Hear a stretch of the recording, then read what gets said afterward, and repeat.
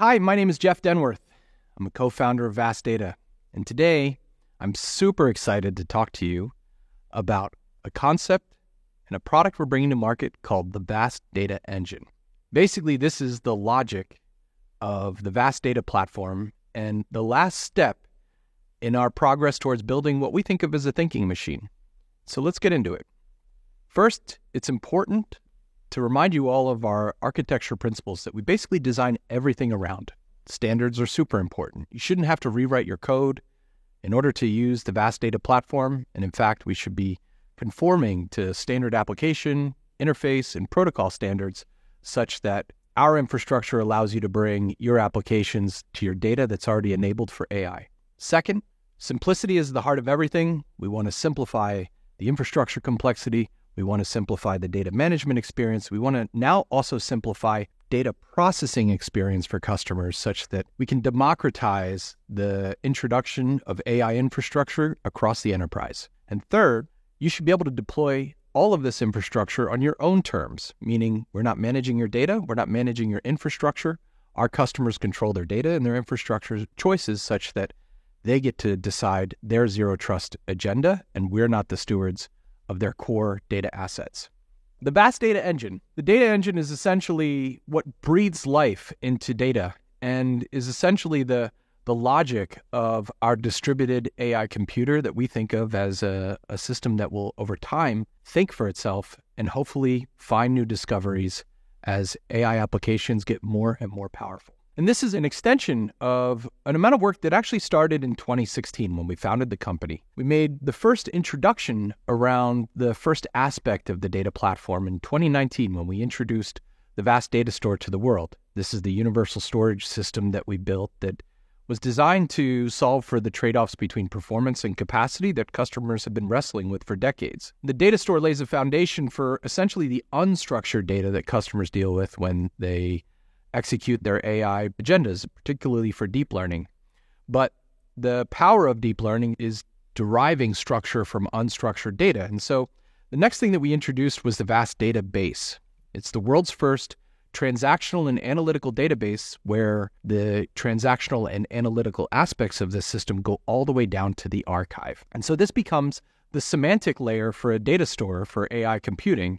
And the data that we're dealing with is so rich that it doesn't just live in one place. It lives all over the world. And the customers that we work with have processing resources all over the world as well. And as cloud comes into the picture, then they want to be able to burst into and out of clouds. And so for this reason, we created the Vast Data Space. And that also becomes the basis for the final part of our system. And as I mentioned earlier, storage is kind of dumb, but if you can breathe life into it with a next generation approach to computing, well, then you can actually build a distributed system that can run at global scale in the style of a von Neumann architecture, but applied beyond data center scale.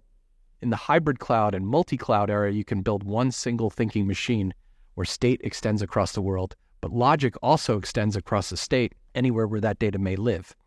And so let's get into the engine. The engine will be available in 2024, so it's not yet ready to be deployed by our customers today. But we've been architecting this since day one, and it's the final piece of the infrastructure that we wanted to bring to market to essentially make it easy for customers to deploy AI infrastructure at any scale.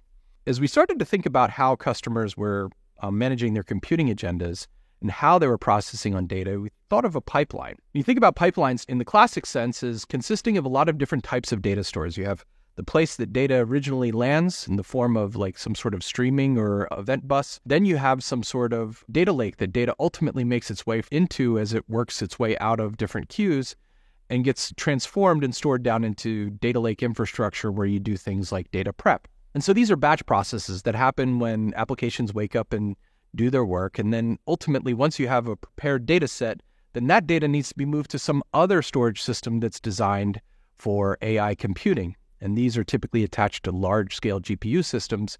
And this is another batch process that happens as applications wake up. And so it's a lot of different places where your data goes, a lot of different time steps within the pipelining process that data gets manipulated, and not all of this is happening in real time. And as we started to compare that to how humans actually think and how we learn, how we discover, what we realize is that the way that we've been computing forever is not at all aligned with how we think. As people, we just interact with the natural world. There's data coming to us all the time through all of our different senses. And this data gets correlated against the learnings that we've already made. And we wanted to build a system that mirrored the way that we as humans learn. And so in order to do that, we needed to redefine the idea of real time such that we're always learning from events that are happening as they happen. There are technologies in the market that are starting to consolidate the processing, the database, and the data store level into one integrated system. And our realization is that while that's helping simplify certain aspects of computing, the platforms that are in play today in the market aren't at all designed for the needs of deep learning. The data platforms that customers work with today typically are designed for numbers and for structured data in the form of tables and semi-structured objects like Parquet or JSON. Typically, those data sets aren't very large. You can measure them in terabytes, sometimes petabyte range. They're being processed by CPUs, and they're typically concentrated into a single data center and a single data lake so that you can do accumulated analytics against it. But the deep learning era requires something different. In this case, you're dealing with data that doesn't have the same level of structure, a file, text, imagery that may come off of a camera or some sort of video. And in this case, there is no predefined way to categorize this into a table. You can't see from a picture that there's a cat into it until you actually go and infer upon that. This is an entirely new type of data. And this entirely new type of data gets processed at a level of scale that is far beyond anything that's been done for business reporting systems like data lakes. And so you're now dealing with petabytes to, in certain cases, exabytes of rich content that needs to be processed by GPUs, not CPUs. And because this data is so large that it has more gravity than the classic data lake-based architectures would expect. And so for that reason, you need distributed systems that wrap all the way around the world. And once you've solved that, we realized that there were a few other things that needed to be solved. One of those is, as you think about the nature of real-time computing, you have all sorts of streaming systems that are in the marketplace today, but in order to derive those correlations, you need to basically be able to query upon that data in real time, and no streaming system was ever designed to support large-scale queries down to the archive. And the inverse of that is that no data lake was ever designed for real-time transactional streaming. So we realized that there was a lot of opportunity to invent in this space, and with that reason, we created the VAST Data Engine. And so what the data engine is first and foremost a system that is designed for continuous and recursive computing. As data flows through the system, that becomes an event. That event will trigger additional functions and additional realizations through processing that ultimately then will also become correlated against other data that's in the system. And this idea of a loop of learning will continue on and on as data flows through the system. It's a real-time system as opposed to a batch-oriented system that is classic with what a lot of customers do today with data platforms. Second, it's a system that introduces an entirely new data format, an AI data format designed for deep learning that combines structure and unstructured data and provides support for versioning so that you can create lineage around how models are prepared and produced. And third is it's a system that's designed to execute and be orchestrated across a global collection of resources and works in tandem with the vast data space so that you can do global computing across your data. Okay, so if you haven't had a chance to learn about our DAYS architecture, I figured I'd just take one quick moment to explain the foundation for which we built on. DAYS is the first modern systems architecture to come out since Google introduced the Google File System in 2003. Imagine a data center scale computer where you have a collection of CPUs that run functions and then state that lives on the other side of a high performance, low latency commodity network. And all of the CPUs running our infrastructure can see all of the state. Once you get there, a few things happen. One is you can build an embarrassingly parallel architecture that can scale to data center levels of proportions. Second, from a resilience perspective, once you build to that level of scale, you need to build in all sorts of additional safeguards such that you can have a data center scale computer that's always online. And so for this reason, we've adopted the cattle versus pets mentality, where all of the infrastructure can fail at any time, and you're always online. So you can have large collections of CPUs fail, you can have large collections of machines that hold SSDs fail, you can have racks fail within the system. And today, we have customers deploying infrastructure with 6 nines of availability, even though they're deploying systems that support hundreds of petabytes in a common cluster. Never have you seen that level of scale combined with that level of availability, but that's what we've achieved with DAYS. We invite you to go watch the video to learn more about that. But on top of it, one of the core principles of the day's architecture is to find efficiency. Efficiency such that all flash infrastructure can cost you no more than hard drive-based infrastructure. And so we combine a number of new efficiency approaches into the system so that you can have one tier of flash for all of your data. So now you have this scalable distributed computer, and essentially what we're doing is we're combining state with logic at data center scale.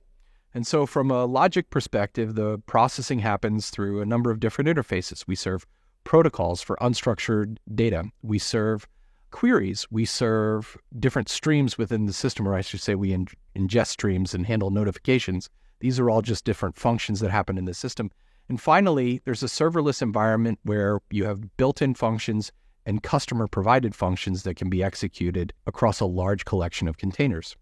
At the state level, you have all the different information that you need to build a distributed AI pipeline and all the different representations of data that are required at different time steps in the processing process. So from a state perspective, we support events, we support files, we support objects, we support tables, we support functions, triggers, and then finally policies that get laid on top of this data that allow you to basically provide QoS guarantees, security policies, replication policies, all from a single stateful namespace. And with snapshots and with versioning, you can basically build a system that represents and enables the appending of data over time, and you basically don't have to have any other data management system within your environment once you have all of this information in a common distributed system. And so really what we're doing with the introduction of the VAST Data Engine, as I mentioned earlier, is we're trying to breathe life into data. And that involves two new types of data that we're adding to the VAST Data Platform. Everything that is stateful in our system, we consider an element. And so an element is a type of a piece of data. And today we're adding triggers and functions as the next types of elements that are stored within the system. And as you combine these with data and metadata, some pretty magical things happen. As data flows into the system, that will initiate a trigger. That trigger may go call some other function. That function may go create some additional data. And this process can move on and on and on within a single integral system that we built that we call the VAST Data Platform. If you kind of abstract away from that, what you have is a really nice marriage between structured data and unstructured data in our system.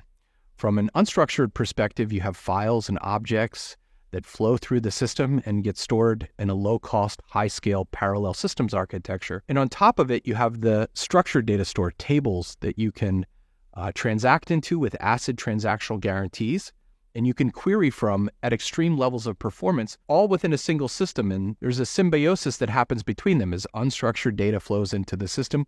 We start cataloging that in the VAST database, and there's also other types of data that you can insert or ingest into the system that is just tabular itself. And as data flows into the system, functions get triggered. These functions may create more data, and this process goes on and on and on.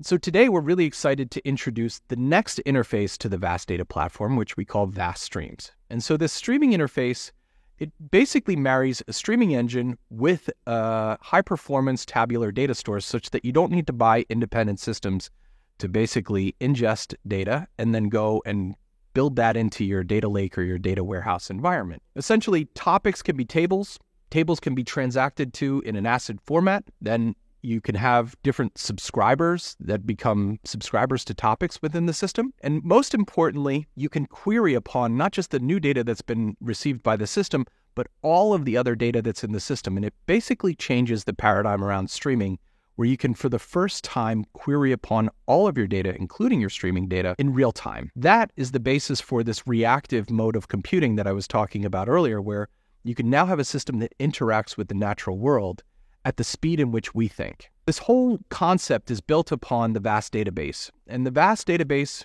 as we explained in another video, is the world's first system that combines transactional performance with analytical performance in a common system where that analytics can go all the way down to the archive. And as we think about this with respect to streaming, what we're doing is we're moving beyond the idea of batch computing. Everything's happening continuously, and there's simply no need to have some other independent data store of record that you need to go ask questions against. It's all integrated entirely such that the questions that you answer this machine in the form of a query give the most global view back in terms of a query response. So it's important to understand that we've married a streaming interface with the VAST database. The VAST database, as you can learn in one of our other videos, is the world's first transactional and analytical database that takes transactional performance all the way down to the archive. And if you view this through the lens of marrying a streaming interface with a query engine, what happens is, as data flows in, you can query upon it in real time on not just terabytes of data, but I'm talking exabytes of data in a common global structured data store. This is what takes us beyond the classic paradigms of computing and basically allows us to build a system that can interact in real time with the natural world and create correlations upon data as data is flowing into the system. And so we're moving beyond the idea of batch computing. We're moving to a world of continuous queries, continuous analytics, continuous processing, and all of that is done because of the marriage of structured and unstructured data and the marriage of streaming and structured data in what we call the VAST data platform. Streaming is just one component of this. There's also a notification system that's built into the platform. And so every update of data that happens in the system, every create, every delete, every update, and every function that gets called can be notified to some other consumer within the system or some other consumer outside of the system thanks to the VAST notification engine. And so this is a system that allows for filter notifications and groupings of notifications and basically is the communication bus between all of the different components of our system as well as all of the different applications that you may go deploy in your AI pipelines. And so here we've provided a fairly simple example of how this can be applied at the code level. As you can see, we have our own programming environment that's by virtue of the fact that you have an SDK that's built in Python. And to provide just a simple example, we've taken a few photos. As photos flow into the system, the first thing that happens is they get cataloged. They get cataloged in the VAST database such that you can have real-time streaming into the system, and all the unstructured data immediately makes its way into the database. And once that data is there, then the system will be able to call functions that will, for example, go and take thumbnails of images and also store them into the system and also catalog them into the VAST database. And so it's just a nice, simple way to take a very complex pipeline and express that in a very small, tight amount of code. And so this environment is also extremely efficient. First, the DAYS architecture is the basis for which we find just a ton of infrastructure savings. But on top of this, all of this is implemented in a programming language that's designed for very, very high computing efficiency. Everything's developed in C++, and so we get great machine utilization.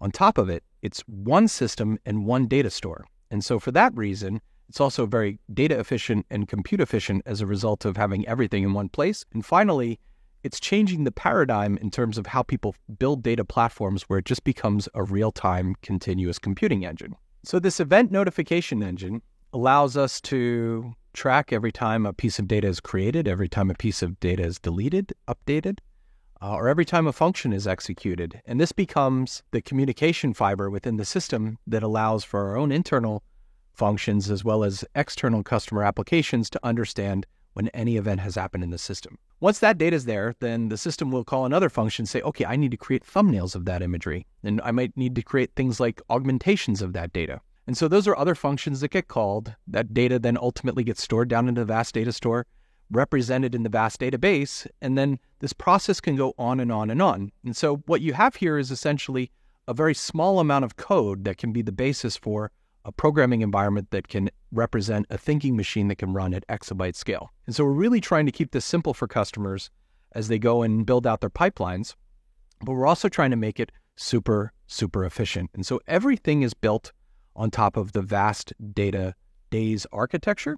The DAYS architecture is web scale flash and any level of performance that you need with a cost point that's more equivalent to archive infrastructure, such that this can be the only data store you need for all your data. We implement these functions within a C++ based environment. And so from a hardware perspective, it's efficient from end to end. Now, on top of that, it's important to consider that this is one integrated system. So not only from a complexity of management, but also from a cost perspective, you just have something that's simpler and more affordable to maintain.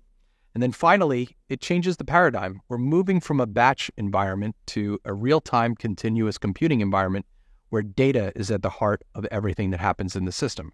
This programming environment is a serverless computing environment. As I mentioned earlier, we have a Python-based SDK that you can program to. It's very, very simple and essentially allows for things like the auto-scaling of the execution nodes and allows for the implementation of a computing environment that can happen all around the different estates that you may compute in with the vast data space. So workers can be deployed in the cloud, they can be deployed at the edge, they can be deployed in your core data center, and all of it participates in one large global computer. And finally, it's important to understand that the code and the triggers within the system are also expressed as data. And so having code as data changes the paradigm in terms of how you think about infrastructure, and I'll talk about that in a moment. But imagine a standard pipeline. You can build a pipeline entirely in our platform that takes your data through a series of different time steps where each point in the processing process you have, for example, code that calls data and data that calls code and vice versa. So if I just take it down a standard path, well, that function then immediately gets populated to everything else that calls that function. It's a dynamic way to manage your data that couples with a new approach to how we think about building data sets. We call it the vast data set. And essentially, you can think about this as the basis for training where you can create materialized views around your data. And here, we've married both code and data into a representation of data that you don't have to create specific files for or things like that. It's just information that's organized and articulated in the vast database.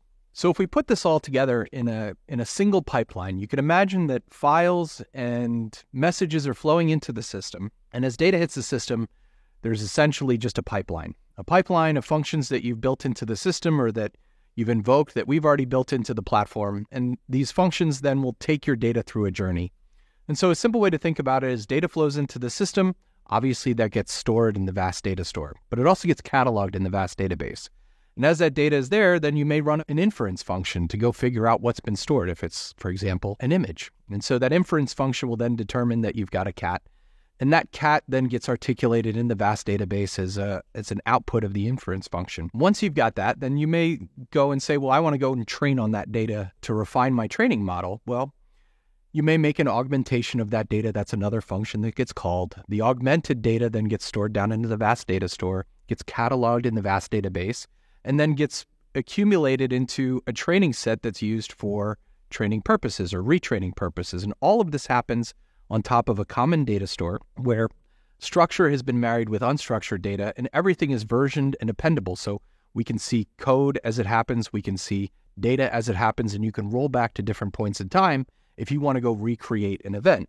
So this data structure works in conjunction with a programming environment that we've created, and we are going to provide a series of built-in functions that you can call as you just go and build your pipeline. Those include indexing your data, scraping metadata. So for example, if you have an image, you can scrape the pixel orientation, the camera that it was created from. The system will be able to go and find PII data like social security numbers or credit cards. It will be able to detect if there's ransomware that's been applied. From a deployment perspective, you can deploy this anywhere. It runs in any environment where you have a vast data space implemented, and the serverless environment supports deployment on any CPU, GPU that you might have, as well as the ability to auto-scale applications depending upon what your workload policies are. So that's a quick preview of what we're working on. There's a lot more that we're doing, and we're looking forward to taking more of the covers off of this in 2014. But as I mentioned when I started this is just a preview. We look forward to explaining a lot more about how this all works as we bring the product out to market in 2024. But what we wanted to show today was the full totality of our vision, which is basically marrying logic with state, compute with storage, and bringing life to data in ways that are so appropriate and so essential as we think about the next generation of deep learning. Thank you.